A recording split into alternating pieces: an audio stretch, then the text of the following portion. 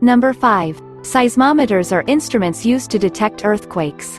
Despite their importance, many earthquake-prone states and countries cannot afford one since they are costly to build and maintain. Enter Google, the multinational conglomerate that likes free work even though its owner, Alphabet, is worth over $1 trillion.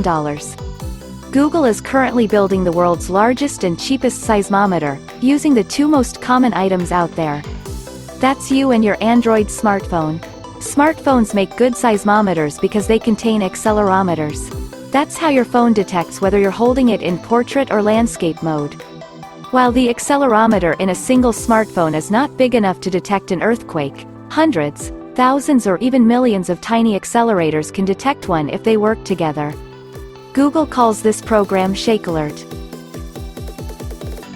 Number 4. Half of Google users are looking for information on some local business or location. Since Google cannot afford to, does not want to pay employees or contractors to help it gather that information, it set up the Local Guides program. Local Guides add comments, photos and reviews of popular locations to Google Maps. You will be correct if you called this the successor of the failed map maker we talked about in the previous entry. This is where it gets interesting. Google does not pay Local Guides for their work. Instead, it rewards them with points for any information they add to Google Maps.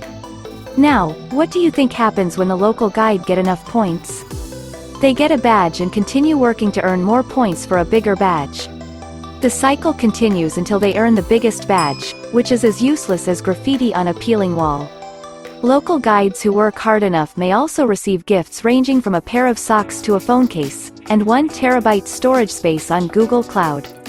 Before anyone decides to become a local guide because of the free storage space, we should add that the gift only lasts for 2 years before Google starts asking for money.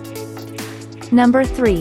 In 2017, thousands of businesses pulled their ads from YouTube after their ads appeared on suggestive, controversial and extreme videos that did not represent their brand.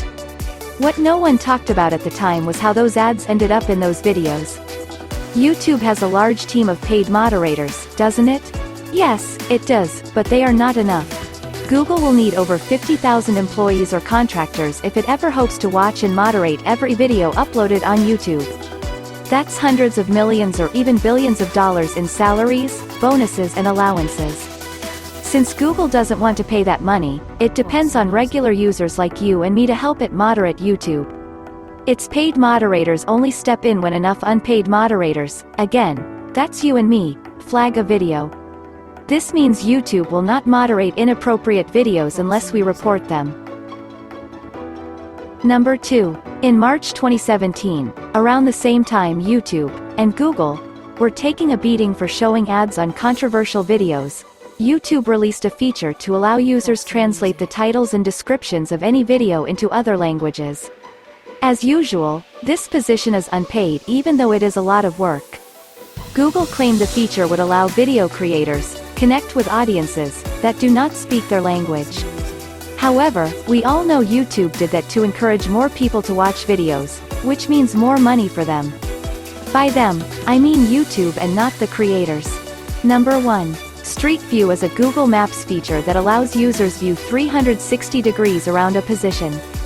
Imagine standing on a single point and turning round until you return to your starting position. That's how Street View works. 360 photos are shot by people Google calls Google Street View trusted photographers. The position is a real one even though Google does not appear to trust the photographers enough to pay them for their work. Google says it gives the photographers some rewards, but wait until you find out what those rewards are. Beginner photographers need to take 50 photos to receive a Google Street View badge. They are then upgraded to something Google calls Trusted Pro. As a Trusted Pro, they receive free training on how to sell their photography services to private businesses that want to appear on Street View. Thereafter, Google adds them to the list of photographers it can recommend to nearby businesses that want to be on Street View.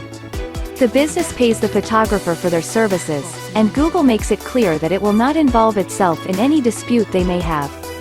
To sweeten the deal, Google also gives the photographer some discounts on some stickers to encourage clients visiting the business to view the business on the Google Street View app.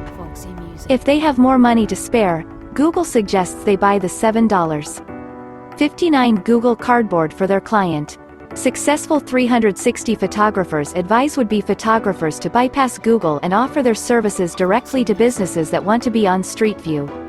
They will receive payment for all their photos and may even put their own sticker in the business instead of Google's.